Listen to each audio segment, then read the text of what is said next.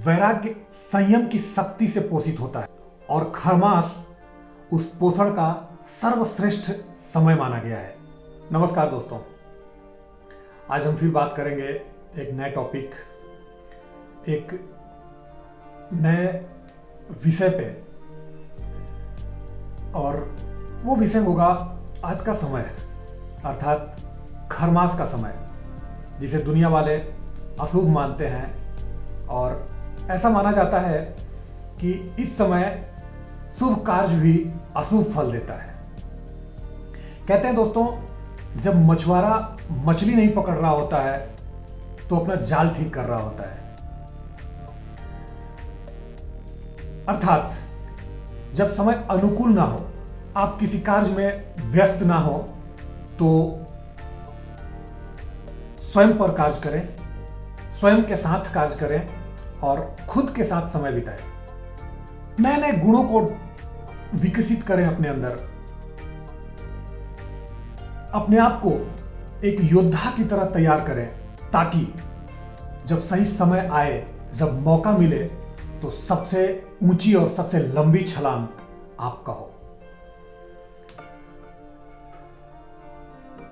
कहते हैं खरमास, जिसमें कोई भी शुभ कार्य अशुभ फल देता है, इसमें शुभ कार्य करने की मनाही है, नहीं करना चाहिए।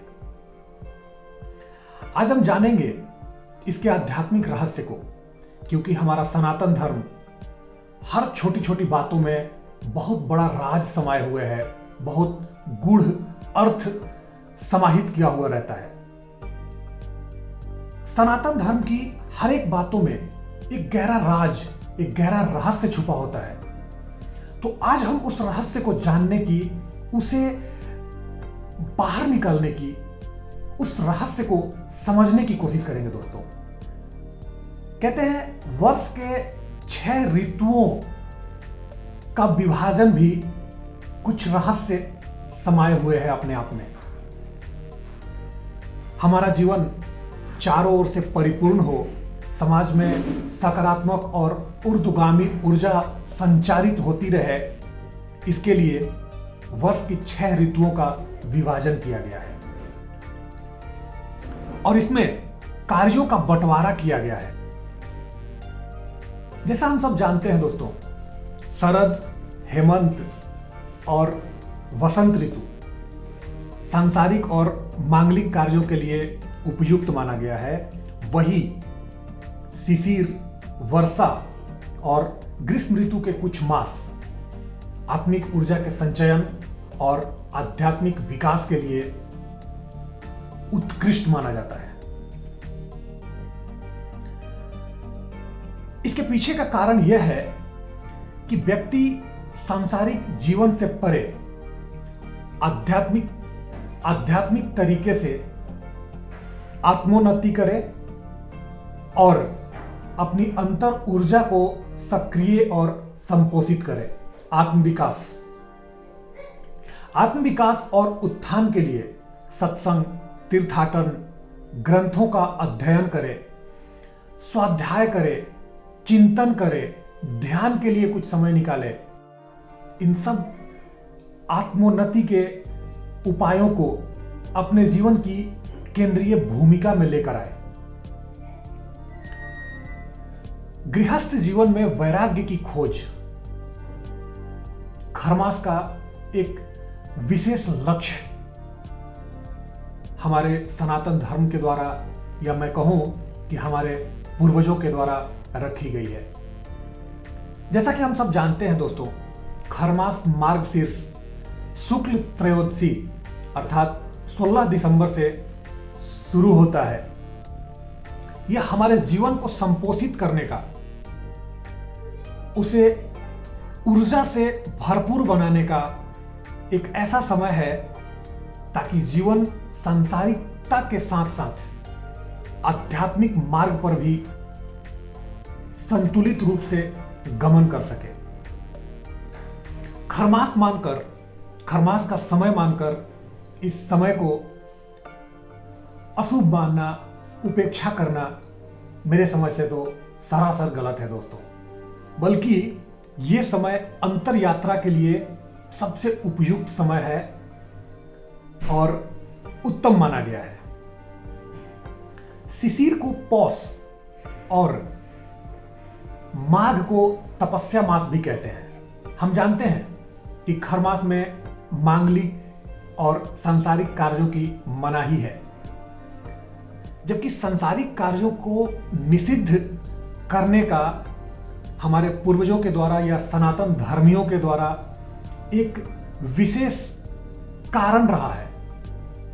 और वो कारण ये है दोस्तों कि इस समय सांसारिक कार्यों से मुक्त होकर हम कुछ भी नया कार्य नहीं करते हैं। ना तो जमीन खरीदते हैं, ना शादी ब्याह करते हैं, ना घर में काम लगवाते हैं, घर बनवाते हैं। कोई भी नया कार्य करने की मनाही है। अर्थात मैसेज ये है, हमारे सनातन धर्मियों का, हमारे पूर्वजों का मकसद ये था कि इस समय अपने आप को सांसारिक कार्यों से मुक्त करके आत्मिक और आध्यात्मिक उन्नति के मार्ग पर चला जा सके और अंतर यात्रा के माध्यम से आध्यात्मिक ऊर्जा का संचयन किया जा सके। क्योंकि इस कालखंड में चित्त सांसारिक वैराग्य की ओर सहज ही उन्मुख हो जाता है। वैराग्य संयम की शक्ति से पोषित होता है और खरमास उस पोषण का सर्वश्रेष्ठ समय माना गया है। इस मास में मन पर नियंत्रण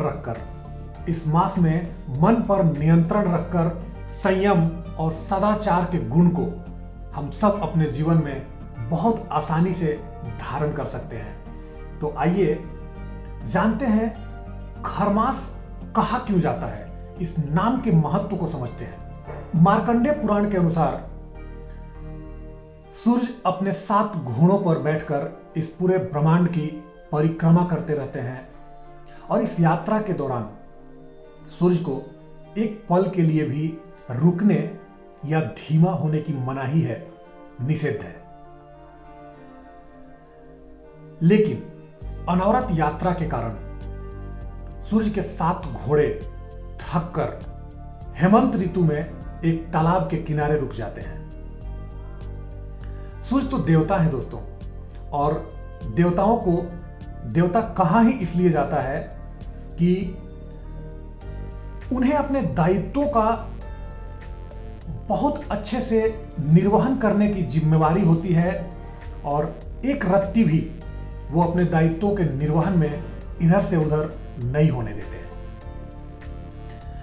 सूर्य को भी अपना दायित्व याद रहता है, लेकिन घोड़े तो घोड़े हैं, वो थक गए हैं और रुक गए हैं। लेकिन सूर्य अपने दायित्वों के निर्वहन के लिए पास में खड़े 2 गधे अर्थात खर को अपने रथ में जोतकर अपनी यात्रा को जारी रखते हैं। गधे चूंकि घोड़ों के अपेक्षा मंद गति से भ्रमण कर रहे हैं और पौष मास में ब्रह्मांड की यात्रा मंद गति से करते हैं। इसी कारण सूर्य का जो तेज होता है इस मास में कमजोर रहता है। मकर संक्रांति के दिन अर्थात 14 जनवरी को पुनः सूर्यदेव इन गधों को निकालकर अपने घोड़ों को, जो थक कर रुक गए थे, फिर से रिचार्ज हो गए हैं, ताकतवर हो गए हैं, उन्हें अपने रथ में जोतते हैं और अपनी यात्रा फिर से प्रारंभ करते हैं। 14 जनवरी के बाद जब घोड़े चूंकि उनकी रथ में आ गए हैं तो उनकी यात्रा पुनः रफ्तार पकड़ती है दोस्तों। इसके बाद धरती पर सूर्य का तेजोमय प्रकाश फिर से बढ़ने लगता है।